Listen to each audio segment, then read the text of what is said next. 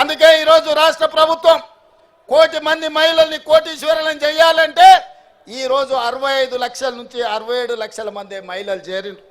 మరి దీన్ని విస్తరించాలనుకున్నాం. అయితే కొన్ని నిబంధనలు అడ్డం వచ్చినాయి. 18 ఏండ్ల నుంచి 60 ఏండ్ల వరకే ఈరోజు సంఘాలలో సభ్యులుగా చేరడానికి నిబంధన ఉన్నది. అందుకే చీఫ్ సెక్రటరీ గారికి ఆదేశాలు ఇచ్చిన 18 ఏండ్లను 15 ఏండ్లకు తగ్గించండి, 60 ఏండ్లను 65 ఏండ్లకు పెంచండి, ఆడబిడ్డల్ని సంఘాలలో సభ్యులుగా చేర్చండి. కోటి మంది ఆడబిడ్డలు సభ్యులు కావాలి, వాళ్ళను కోటీశ్వరులను చెయ్యాలి అని ఈరోజు ప్రభుత్వానికి ఆదేశాలు ఇచ్చిన 10వ తరగతికి వచ్చిన ఆడబిడ్డ ఎంత చైతన్యంతోనూ ఉంటుంది. ఆ చెల్లె ఈరోజు అన్ని చదువుకుంటుంది, అన్ని చూస్తుంది. ప్రపంచం ఏ విధంగా ముందుకెళ్తుందో 10వ తరగతికి వచ్చిన ఆడబిడ్డకు అవగాహన ఉన్నది. అందుకే 15 సంవత్సరాలు నిండిన ప్రతి ఆడబిడ్డను, ప్రతి చెల్లెల్ని సంఘాలలో సభ్యులుగా చేర్చండి. 60 ఏళ్ళు పైబడిన కుటుంబ బాధ్యత నా తల్లి వదలలేదు. ఇంటైన తిరగబోయినా, కొడుకు చేతికి రాకపోయినా తల్లిగా మీరే కుటుంబ బాధ్యత నెరవేరుస్తున్నారు. కూలి నాలి ఇంటి పని పాచి పని చేసి వ్యవసాయ పనులను చేసి ఈరోజు కుటుంబాలను 60 ఏళ్ళ పైబడ్డ ఆడబిడ్డల బాధ్యత మోస్తున్నారు. అందుకే 60 ఏళ్ళు పైబడిన ఆడబిడ్డల్ని కూడా అక్కల్ని పెద్దమ్మల్ని ఈరోజు సంఘాలలో సభ్యులుగా చేయడానికి నిబంధనలను సడలించినాం.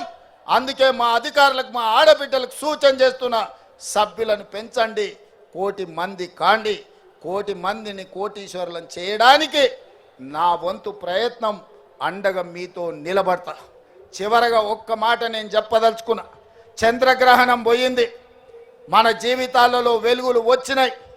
ఇందిరా మహిళా శక్తి అంటే ప్రపంచానికే ఆదర్శంగా నిలబడే ప్రయత్నం చేద్దాం. ఆనాడు ఇందిరాగాంధీని అమ్మ అన్నారు మొదటి తరంలో, రెండో తరంలో ఎన్టీఆర్ను అన్న అన్నారు. ఈరోజు నన్ను మీరు రేవంత్ అన్న అంటుండ్రు. నేను మీ కుటుంబంలో సభ్యుణ్ణి, కుటుంబ సభ్యుని అన్న అంటే ఆ కుటుంబం యొక్క బాధ్యత తీసుకోవడం. ఇది బంధానికి, పేగు బంధానికంటే అతీతమైనది.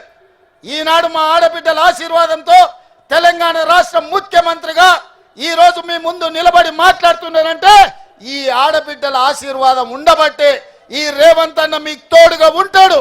ఆనాడు ఇందిరమ్మ శక్తి, ఆ తర్వాత ఎన్టీఆర్ యుక్తి, ఈరోజు మీ రేవంత్ అన్న స్ఫూర్తిగా తీసుకొని తప్పకుండా ఆడబిడ్డల్ని కోటీశ్వరులుగా మార్చి కోటి మందిని అభివృద్ధి పదం వైపు నడిపించి తెలంగాణను $1 ట్రిలియన్ ఎకానమీ చేస్తాం.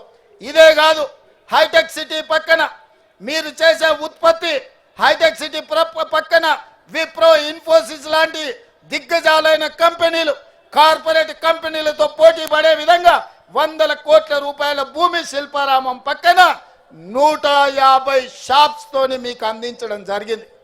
మీరు నలుమూలల నిర్మల్ పెయింటింగ్స్ కావచ్చు, ఆదిలాబాదులో గిరిజనుల కళా వృత్తులు కావచ్చు, తెలంగాణ రాష్ట్రం నలుమూలలో వంటలు కావచ్చు, లేకపోతే తిను బండారాలు కావచ్చు, మీరు చేసే ఉత్పత్తులు అంతర్జాతీయ మార్కెట్ కలిగే విధంగా హైటెక్ సిటీ పక్కన మీకు ఇందిరా మహిళా శక్తి ఒక బజార్ను, ఒక మార్కెట్ హబ్ను మీకోసం క్రియేట్ చేసినాం.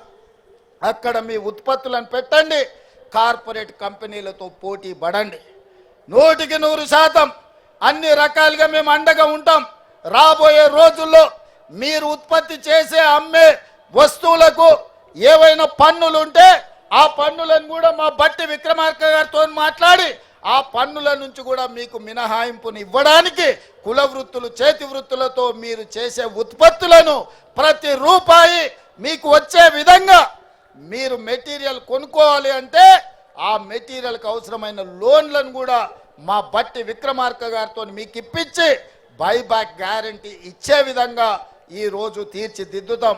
అదేవిధంగా రెసిడెన్షియల్ స్కూల్స్, రెసిడెన్షియల్ కాలేజీల్లో ఆడబిడ్డలు చదువుకుంటున్నారు, వాళ్ళకు ప్రోటీన్ ఫుడ్ లేదు.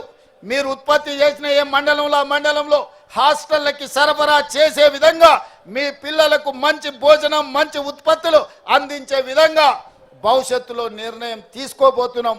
వాటి మీద కూడా చీఫ్ సెక్రటరీ గారికి సూచన చేస్తున్నా, అదేవిధంగా సిఓ గారికి సూచన చేస్తున్నా.